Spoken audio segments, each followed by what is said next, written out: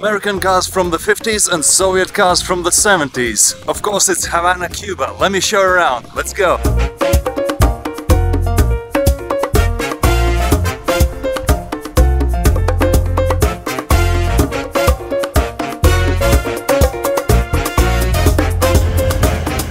So I've finally come to the #1 place in the world for classic, uniquely modified cars. Cuba, a blend of 1950s American excess and 70s Soviet utilitarianism still being driven on the same streets. Havana was the location for Fast and Furious 8 and of course it exudes the unique atmosphere of beautiful colonial architecture, Caribbean weather and 50 years of human negligence. Original. At first I thought there would be some classic cars mixed in amongst the regular cars, but I was blown away actually by how many unique cars are here. So in this video I'll see what's on the Cuban streets, take a ride in a Cabrio, tell you about some oddities here and have a chat with a couple of locals.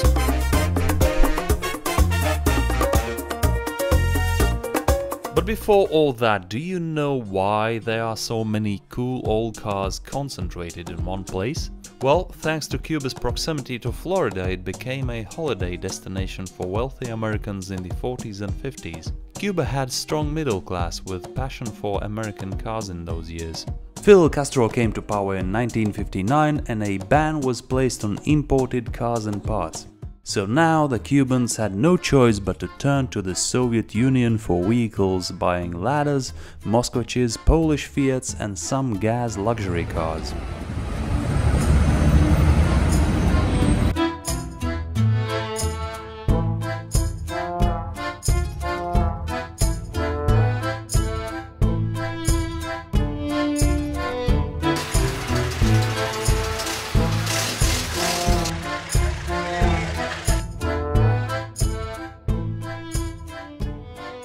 And the inability to import parts for their cars made the Cubans one of the most resourceful mechanics in the world. Shampoo used as brake fluid and construction putty for repairing the bodywork are some of their inventions.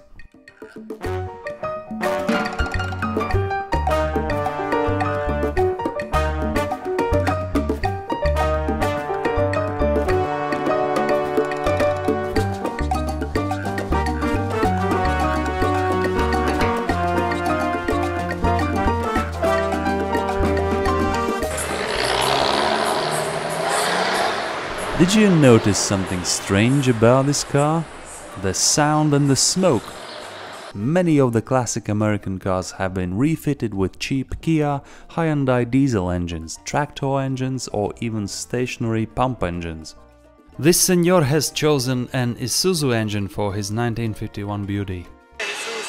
La caja de velocidad y el diferencial. Ah, todo es Isuzu. Es del año 51. ¿Y cuánto cuesta gas aquí, un litro? Aquí 25 pesos cubanos. Hay muchas cosas caras, pero eso no. $1 equivale a 160 pesos cubanos. Saque la cuenta. Sí. Si es 25 pesos cubanos, el litro de combustible está regalado. So the fuel, everything is expensive here apart from the fuel, and the owner of this car thinks that it is the problem of Americans who are trying to make Ukraine invade Russia, and it is their fault, the rise of the fuel prices and the problems. So he has a problem with the oil, it is dripping down on the street, at least the body of the car has been preserved and it still runs. He's delivering the drinks to the shops and yeah, apparently makes his living. After chatting with some more friendly locals and being treated with Cuban rum, I ran into this guy whose car has a Sangyang swap and another useful mod. So we just talked to the owner and he has installed an air conditioning system from Panama.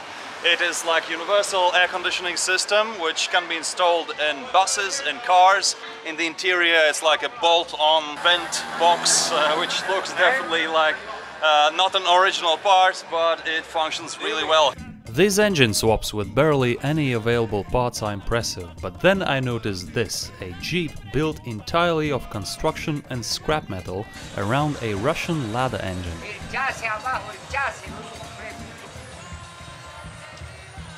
¿Y tiene garaje o hecho aquí en la calle?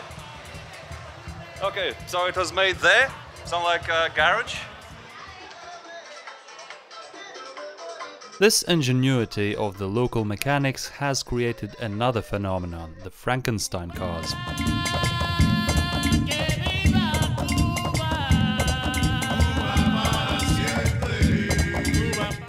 Wanna guess what this is? It's a Mercedes 190 with the front taken from a Russian Moskvich. And this? A Volvo 850 with an improvised rear end. This? I have no idea. These cars could be welded together from several cars or practically sculpted from scrap metal. But parallel to all this exists another car world, that of shiny, well-preserved classics.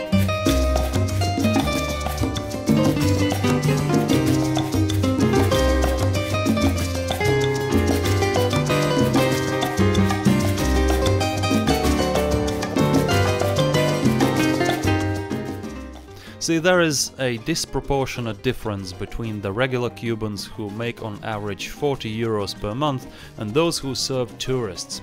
1 hour ride in one of these cabrios costs about 30 to 40 euros, the same as a monthly salary of an engineer or a doctor in Cuba.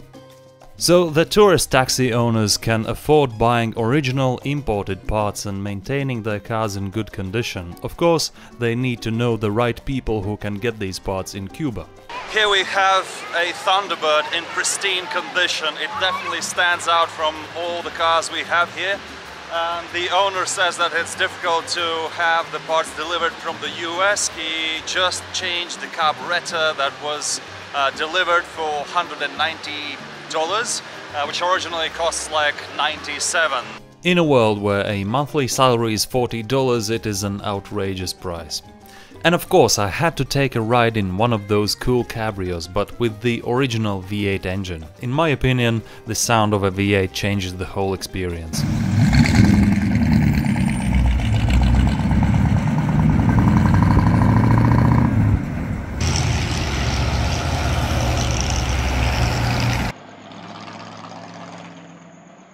What's your name? Felipe. Felipe, Lauris. Nice to meet you. This Nice is to my meet you. car. I have the best choice in beauty. Yeah, it's beautiful. Beauty 1953. 1953. Felipe's own beautiful Buick has a replaced engine, but his friend over there has something with the original V8, a 1956 Ford Fairline. This is our car for today. I cannot bite it off. I need to use this. El cariño que te tengo no te lo puedo negar. Se me sale la babita, yo no lo puedo evitar.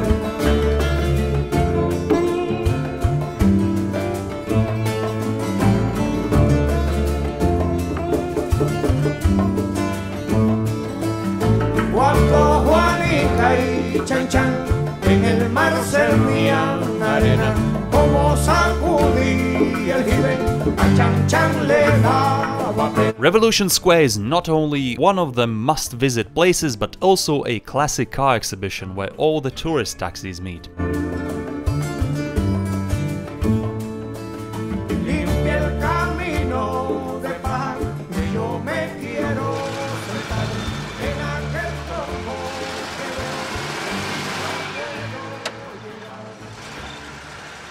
Maybe a pro tip is to go when it is not the noon with the sun the hottest, because I'm a bit dizzy from the sun, from the cigar, which I don't know how to smoke.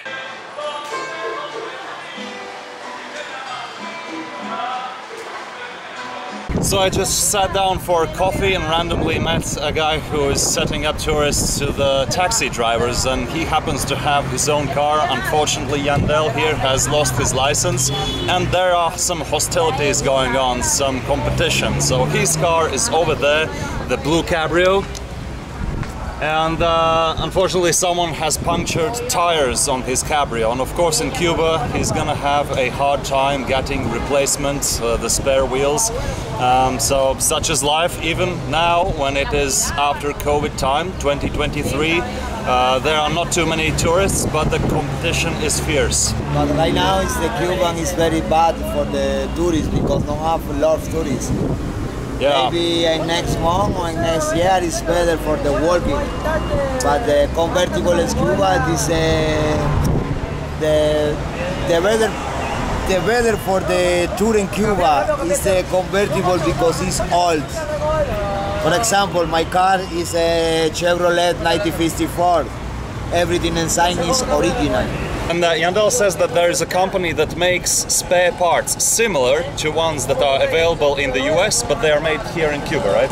Yeah, it's like separate industry because of the special situation of Cuba. Okay, I really hope the situation is gonna get better. I think COVID is already over and tourists will start coming more and more to Cuba, and Yandel will have his business going Yeah, better. for everyone Cuba. Paradero, Viñales, Trinidad, I offer my services for all Cuba. Hola, taxi American car. The tourists no listen. So he is working in the neighborhood of the Revolution Museum, and maybe you'll see him, but most probably he'll see you first. Yeah, maybe. All right, good luck. Yeah, good luck. Llego a Puerto, voy para Miami.